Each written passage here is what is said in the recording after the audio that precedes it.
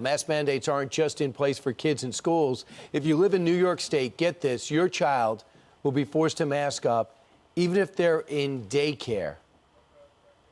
Going to require masks at childcare and daycare centers, because if you're watching the national news, the scariest announcements coming out every single morning are the number of children now contracting COVID. And we don't have a vaccine available for 5 to 11-year-olds. Not toddlers. Our next guest is now in fear for her future as parents consider pulling their children out of daycare because of the new mask rules. TLC Adventures in Childcare Executive Director Michelle Smith joins us now. Michelle, how does this make sense? 2-year-olds, 3-year-olds wearing masks? It doesn't really make sense, and it's very difficult to comply with a 2-year-old to wear a mask. It's in what the rationale is now. We've been doing this for 20 months. We have very high cleaning procedures. Why now? What has it been like for you? What are your policies now, and what are your positive rates? We have 0 positivity rate contracted over the last 22 months through any of our daycare facilities. The policy now, as of the governor's mandate, is that 2 and above all are required to wear masks in the facility. It has been very difficult for some of my 2-year-olds, a lot of tears. Some of the 3-year-olds are also having a difficult time because they don't understand why that we're continuing to ask them to put their mask on. I join the toddlers in that understanding too, and no one ever consults with you before they do this. Does this governor even know what she's doing? Does she understand that it's going to affect your business?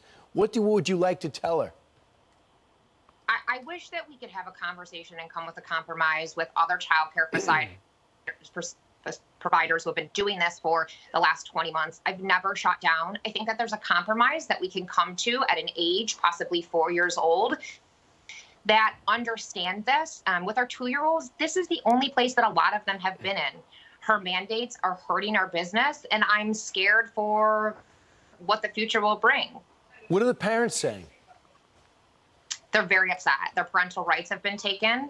Most families need childcare because they're dual working families. They are very upset. They understand that it's not my policy, that it's been forced upon us by the government agencies, but it's being taken on myself, our owner, and many of my other staff that hear the parents yelling and screaming at us a lot. And Michelle, what is that?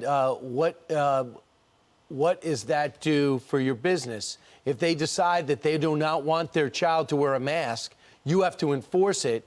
That's forcing the parent's hand, right? Correct. I have many parents who have decided to withdraw from the facility in the interim, hoping that there's a change in the government policy.